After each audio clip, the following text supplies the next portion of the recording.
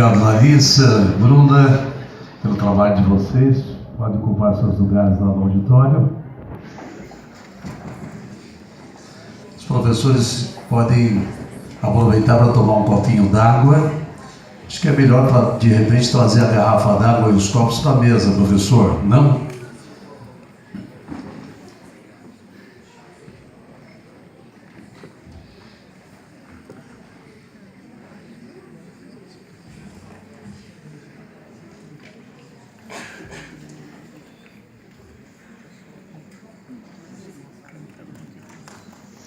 Vamos deixar 2 copos também para os participantes que nós vamos chamar.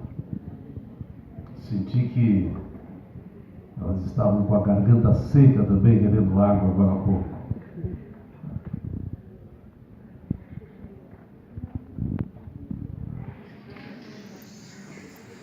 Bem, estamos prontos. Vamos então chamar para a mesa a Isadora Toledo Santos.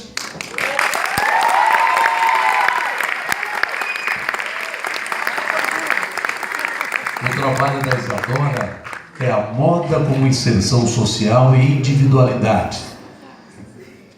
E a Victoria Yumi Koga.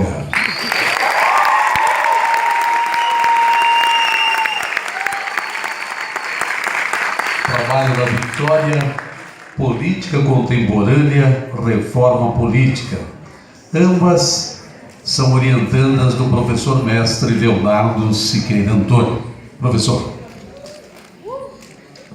Boa noite a todos e a todas novamente. A festa continua, né? Hoje é o dia da celebração, onde nós estamos aprendendo o que os alunos aprenderam por sua vontade própria, escolher os seus temas de pesquisa. Então, para começar, eu vou passar a palavra para a Vitória, que vai falar sobre política contemporânea, reforma política. Boa noite a todos e a todas. Qual será a melhor maneira de gerar um bom desenvolvimento, melhor administração de bens públicos, representatividade popular e justiça social? Nesse trabalho, propõe uma reflexão, comparando o sistema brasileiro com outros sistemas democráticos do mundo. No presidencialismo norte-americano, o presidente é eleito e torna-se chefe absoluto do poder executivo. No parlamentarismo alemão, o poder executivo é sustentado pela maioria de parlamentares do poder legislativo e o centro está no gabinete. A principal divergência entre o presidencialismo e o parlamentarismo está na distribuição dos poderes executivos e legislativos. No Brasil, o sistema é uma mistura ou colisão das duas formas. É possível notar o embate entre os dois poderes através da fala do ex-presidente Fernando Henrique Cardoso, que ele diz: por mais votado que tenha sido o presidente eleito, seus votos têm de ser no dia seguinte convertidos em apoios. Do contrário, ele reina, mas sem a famosa base aliada não governa. A principal divergência, mesmo participando obrigatoriamente das eleições e decisões políticas, grande parte do povo brasileiro desconhece o seu modelo de governo. Os cidadãos têm questionado e se manifestado contra o governo nos últimos anos, sendo que o vigente presidencialismo de coalizão é um dos grandes responsáveis por essas discórdias. A dificuldade para a aprovação das mudanças que o Poder Executivo julga necessárias faz com que o governo seja uma grande mesa de negociatas, onde muitas vezes o interesse da população não são prioridade. Com esse contexto, surgiram várias propostas de reforma, entre elas destaca-se a da OAB, Ordem dos Advogados do Brasil, lançada em 2013, que propõe a reforma política que luta contra a crise de habilitação vivida pelos brasileiros e busca um governo que se identifique mais com a maioria da população, deixando de lado os interesses da minoria abastada Boa parte dessa proposta já foi implementada, porém, ainda tem muito a avançar. Entre as propostas de reforma política, está o fim do financiamento de campanha por empresas e o sistema eleitoral proporcional em lista pré-ordenada e em 2 turnos. O atual sistema de financiamento de campanhas é misto, com recursos públicos e privados. Os recursos públicos visam a manutenção da vida partidária nas eleições, cedendo tempo de rádio e televisão para os partidos. O financiamento de campanha com recursos privados não tem limite de valor e as empresas podem apoiar o número de partidos e candidatos que bem desejar. Os gastos gerais de campanha chegam a ser espantosos. Nas eleições de 2010, 0,05% das empresas do Brasil patrocinaram 61% do total de contribuições. Como se aqui tivesse 200 pessoas e só uma pessoa patrocinaria mais da metade do valor gasto, que é muito. Ou seja, há uma grande concentração no número pequeno de empresas que destinam recursos para campanhas eleitorais. Sendo assim, um candidato que não se compromete a realizar as ordens das empresas ou que não é a princípio rico, isso é, parte da maioria da população, tem chances muito baixas de se eleger. Dos 594 parlamentares, 513 deputados e 81 senadores eleitos em 2010, mais da metade são empresários e apenas 91 são considerados representantes dos trabalhadores. Além de encarecer as eleições, o financiamento por empresas também facilita a corrupção. O empresário declara legalmente uma pequena parte do financiamento de campanhas e a maior parte é passada através do Caixa 2, doação ilegal e não registrada na Justiça Eleitoral. A reforma política defende a proibição do financiamento por empresas e propõe o financiamento democrático de campanha. O financiamento democrático de campanha será realizado através do Fundo Democrático e do financiamento de pessoas físicas. Os recursos do fundo são destinados exclusivamente aos partidos políticos. No segundo turno das eleições proporcionais, os candidatos receberão do partido recursos em igualdade de condições. O financiamento de pessoas físicas será de no máximo R$ 700, corrigidos por índices oficiais a cada eleição. E o total dessas contribuições não poderá ultrapassar 40% dos recursos públicos destinados ao candidato. Na última eleição de 2016, que foi esse ano, entrou em vigor a proibição do financiamento por empresas. Porém, não houve a implementação do teto sugerido pela OAB de R$ 700 por pessoa física. Atualmente, o sistema eleitoral é proporcional e de lista aberta. A lista aberta conduz disputas eleitorais para dentro do partido. Ganha aquele que no partido conseguir maior número de votos. Isso leva a um conflito entre os candidatos do mesmo partido e, consequentemente, a fragilização partidária também amplifica o preço de candidatura, o que leva ao problema anteriormente discutido. A reforma política propõe a lista pré-ordenada em 2 turnos, como no parlamentarismo alemão, onde no primeiro turno o voto será dado ao partido, que vai ter a lista de candidatos já ordenada, e no segundo turno será dado ao candidato. Participarão do segundo turno os candidatos equivalentes ao dobro das vagas obtidas por cada partido no primeiro turno. E essa proposta reduz drasticamente o número de candidatos e de gastos, e facilita a efetiva fiscalização do processo eleitoral. Com o esgotamento moral, a sociedade clama por novas formas de gestões, onde negociatas não façam parte da rotina governamental, e as relações perniciosas entre os partidos políticos e empresas sejam eliminadas.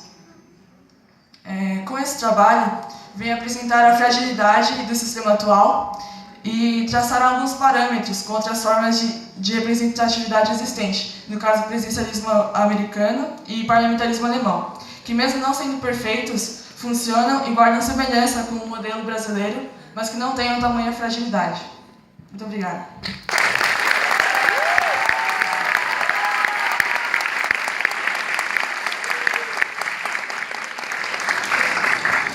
Obrigado, Vitória. Agora eu passo a palavra para a professora Maria Fernanda.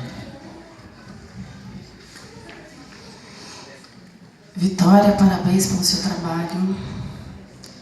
A questão política é uma questão que a gente trabalha muito em sala de aula. E você escolheu um tema difícil, complicado, mas ler o seu trabalho foi muito gostoso. Porque você explica a política americana, a alemã e a brasileira, trazendo uma comparação entre elas, fazendo uma análise profunda das 3 e trazendo uma possibilidade de solução de um problema brasileiro que é muito sério, que é a corrupção. corrupção, dentro de uma perspectiva que já existe, que é a reforma política. Então, você ainda analisa a reforma política proposta pela OAB, o que foi aplicado, o que não foi, mas como uma saída para um problema estrutural e que, ao mesmo tempo que faz parte da nossa sociedade, a gente tenta combater com tanta força.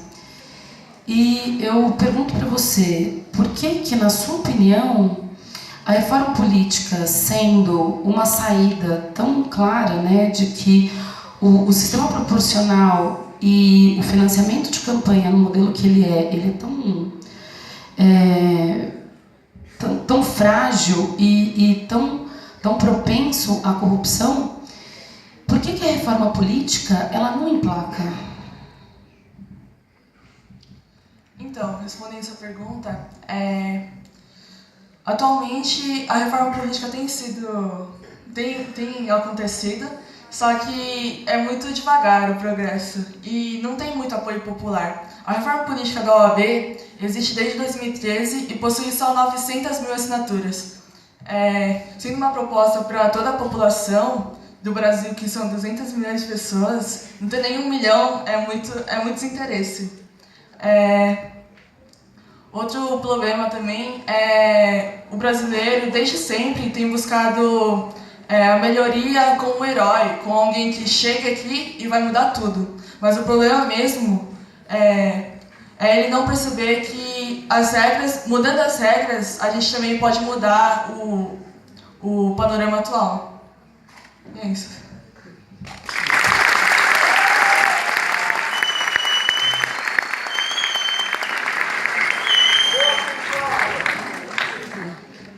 Muito obrigado, professora Maria Fernanda. Obrigado, Vitória. Eu queria fazer algumas considerações sobre o processo, né?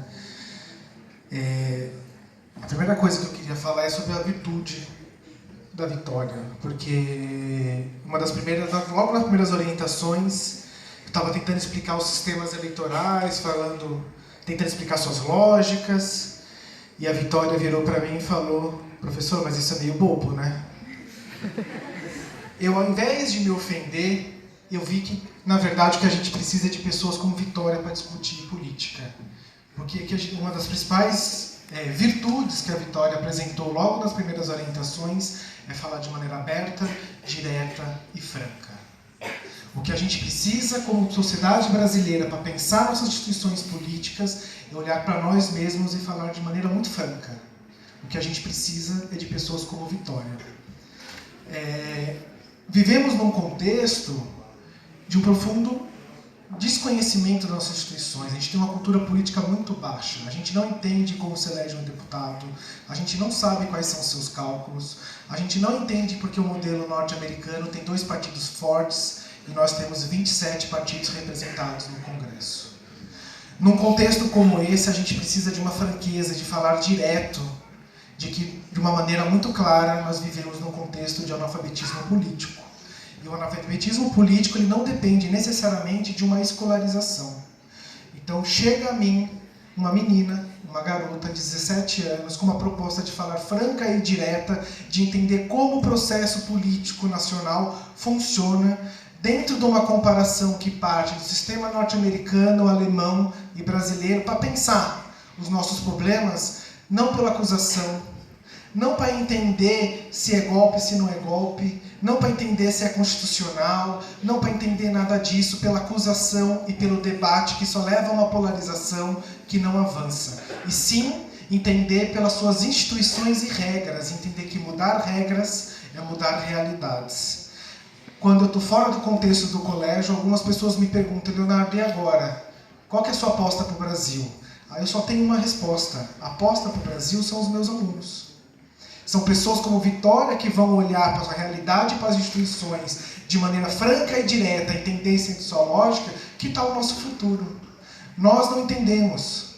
A nossa proposta, olha, a proposta do Jardim das Unidades, do colégio, da área, é que a mudança que a gente precisa para mudar essa realidade parte de alunas como Vitória, que vai atrás do conhecimento e está aqui. E ela agora tem uma proposta para o futuro, uma responsabilidade que talvez ela não se deu conta, porque ela está entendendo como funcionam nossas regras institucionais, que não são claras. O nosso projeto de Estado não é transparente, é mais para confundir, e agora ela tem uma função de ensinar.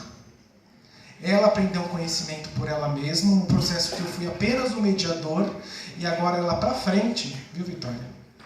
Você tem a responsabilidade de passar esse conhecimento para frente. Por isso que a minha aposta de mudança são os meus alunos, é o educar. É o educar através de conseguir o próprio conhecimento. Não importa para o debate, para nossas instituições, se é golpe, se é constitucional, isso não vai ajudar a avançar. Não é essa polarização, é se entender as regras. E é entendendo as regras a partir do ensinamento. Todos nós temos a obrigação de aprender as regras. E agora a gente tem uma excelente professora, que é a Vitória. Você é a minha aposta para o futuro, Vitória. Muito obrigado a todos.